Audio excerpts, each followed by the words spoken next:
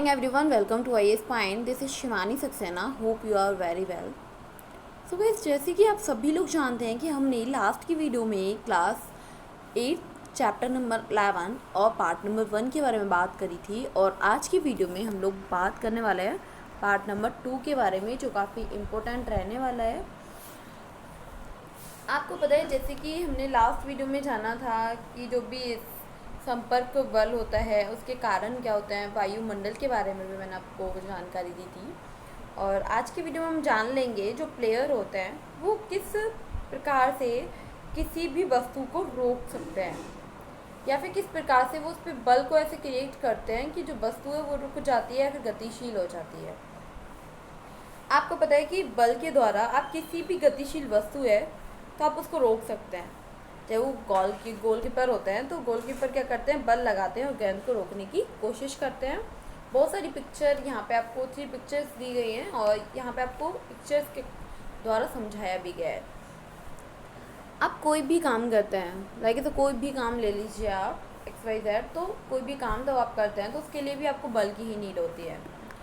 जैसे कि आपको चलना है, दौड़ना है, खाना है, पीना है, ये सभी जो काम करते हैं जनरली आप लोग, तो उसमें आपको बल की ही नीड होती है. अब हम क्या करते हैं, जैसे हमें उठना है, यहाँ पे आप देखिए रीड कर पा रहे हैं इसको, उठना है, खोलना है, बंद करना है, ठोकर मारना है, हिट करना है, प्रवाह करना है, धक्का मारना है, खींचना है, तो ये सभी जो काम हैं, ये सभी जो क्रियाएं हैं वो कब कंप्लीट होती हैं, तब बल होता है, बल की आवश्यकता होती है. और ये जो प्रत्येक कार्य है वो वस्तु की गति में किसी भी प्रकार का परिवर्तन लाने का प्रयास करता है. होप आपको काफ़ी अच्छे से समझ आया. अब आता है आपका कि बल अपकृषण और अभिकृषण क्या होता है, इसके कहने का क्या मतलब होता है, ये जान लेते हैं पहले.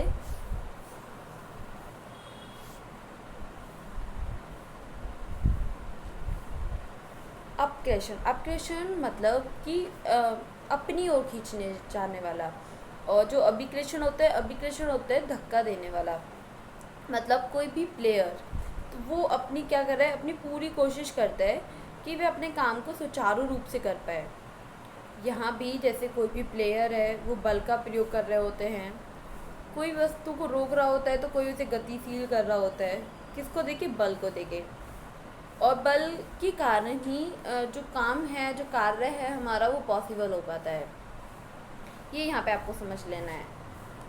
अब कुछ ऐसे बल की आखिर नीड क्यों होती है, कैसे हम लोग बल दे पाते हैं, कुछ इसके क्या कारण होते हैं, तो उसके बारे में भी थोड़ा जान लेते हैं. आपको पता है कि जो भी कोई भी वस्तु आप ले लीजिए, मतलब जब भी कोई वस्तु है और दूसरी वस्तु के संपर्क में आती है तो क्या होता है, बल जो वो काम करना स्टार्ट कर देता है. आप देखिए, यहाँ देख पा रहे हैं, मैंने आपको कार का एग्जांपल बताया था लास्ट वीडियो में, तो आप कार का एग्जांपल यहाँ देख पा रहे हैं. कार नहीं चल रही है, लेकिन अगर ये जो व्यक्ति है और ये इसे धक्का देगा पीछे से, तो क्या होगा, कार मूव करने लगेगी, मतलब वो बल देगा. ओके. अब आप यहाँ पे भी आपको एग्जांपल बताया गया है, जो लड़कियाँ हैं एक दूसरे से क्या कर रही हैं, धक्का देती हुई प्रतीत हो रही है एक दूसरे को. मतलब क्या लग रहा है इसमें, आपको ये शो करा रहा है कि ये एक दूसरे को क्या कर रही है, खींच रहे हैं और फिर घूम रहे हैं. ये यहाँ पे आपको इसी के बारे में बताया गया है. एक यहाँ पे ये बैल का है आपका, कि कौन इसे खींच रहा है, इसे व्यक्ति खींच रहा है और जो बैल है वो आने से मना कर रहा है.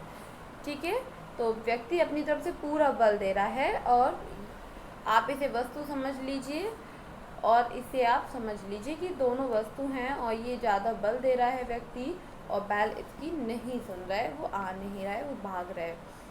मतलब वो उसे अपनी साइड खींच रहा है और वो पीछे की साइड जा रहा है.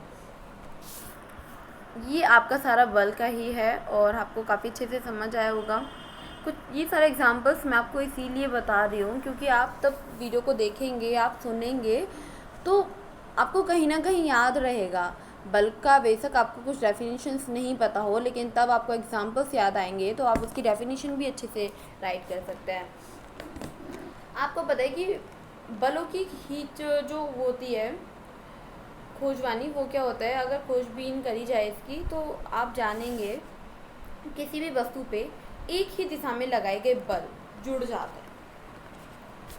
अब कैसे जुड़ते हैं, फॉर एग्ज़ाम्पल आपको बताया जाए यहाँ पे, तो पहले आप इसको रीड कर लेना एक बार। एक ही दिशा में लगाए गए बल जुड़ जाता है। अब क्या होता है कि यदि एक बॉक्स है और एक ही व्यक्ति, देखिए यहाँ पे एक ये यहाँ पे बॉक्स है, ठीक है, और ये बॉक्स क्या कर रहा है, एक ही व्यक्ति द्वारा इसको धक्का मारा जा रहा है। अब क्या है, बट उस व्यक्ति को द्वारा जो भी धक्का मार रहा है वो मूवमेंट नहीं कर रहा है। कौन मूवमेंट नहीं कर रहा है, बॉक्स मूवमेंट नहीं कर रहा है। जैसे जो सेकंड वाला व्यक्ति है वो उसकी हेल्प करता है। ये फर्स्ट हो गया, ये हो गया सेकंड व्यक्ति, ठीक है। जो सेकंड व्यक्ति है तब वो उसकी हेल्प करता है, तो जो बॉक्स है वो मूव करने लगता है। दोनों बल जुड़ने के बाद क्या होता है, बल बॉक्स मूव करने लगता है।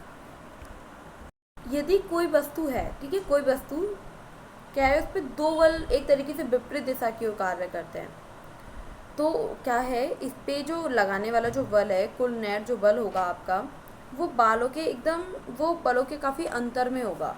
ये आपको यहाँ समझ लेना है।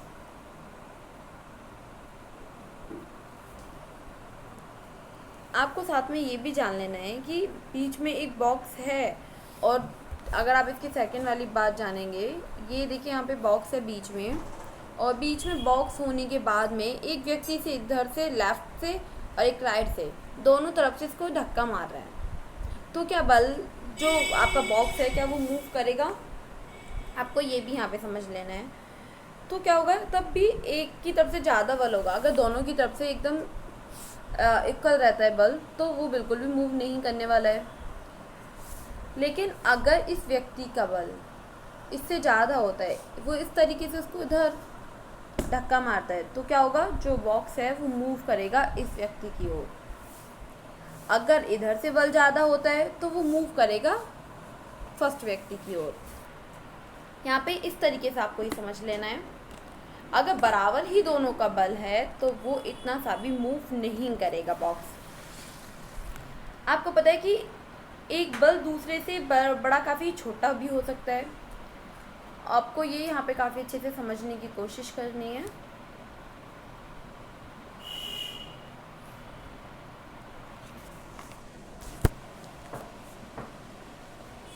छोटा हो सकता है, बराबर भी हो सकता है। बल की प्रबलता से क्या होता है, प्रायः इसके परिमाप से मापी जाती है। अब इसके परिमाप से तो मापी जाती है, लेकिन आप ये भी नोटिस करेंगे कि बल के बारे में बताते समय उस दिशा के उल्लेखन भी करना आवश्यक है जिसमें जो बल का कार्य करता है। अब ये भी हो गया, याद रखिए कि यदि आपका कोई भी है बल है, तो बल दिशा या फिर परिमाण में परिवर्तन तो हो जाते हैं उसमें, और इसका जो प्रभाव भी है वो भी काफ़ी अच्छे से चेंज हो जाता है। आपने यहाँ तक काफ़ी अच्छे से जाना। अब अगर हम बात करें कि जो बल है वस्तु में गति की अवस्था में कैसे परिवर्तन कर सकता है,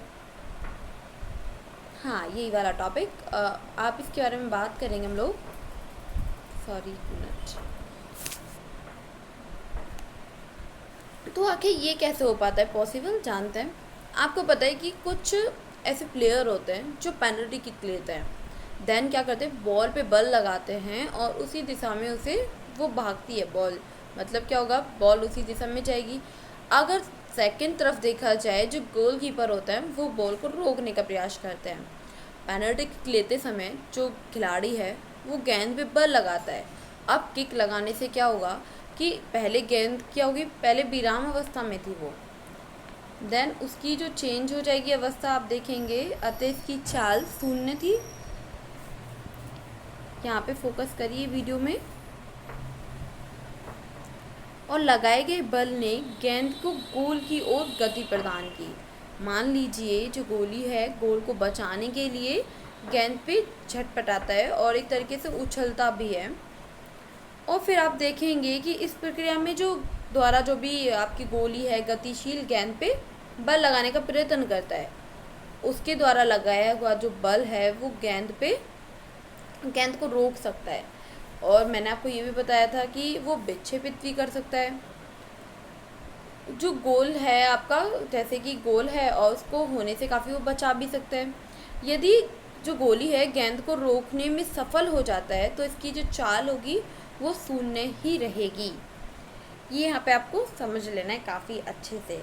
अगर कोई भी डाउट रह गया हो तो आप उसे कमेंट बॉक्स में ज़रूर क्लियर कर सकते हैं। बहुत इजी चैप्टर है और जनरली आप लोगों को सारी नॉलेज होगी जो मैं आपको इस टाइम बता रही हूँ, लेकिन कोई नहीं, एक बार रिपीट कर लो काफ़ी अच्छे से, सो आपको आप भूलने भी नहीं वाले हो। ठीक है, और ऐसा करना आप लोग, जैसे मैं आपको कुछ भी पढ़ाती हूँ तो आप अपने घर में सिस्टर हैं, ब्रो हैं, तो आप उन लोगों को पढ़ाइए। अब तो आप उन लोगों को पढ़ाएंगे ना तो आप जो एक रिपीटेशन होता है, अब जिस बात को जितना रिपीट करा जाए ना वो हमारे माइंड में उतनी ही फिट होती जाती है।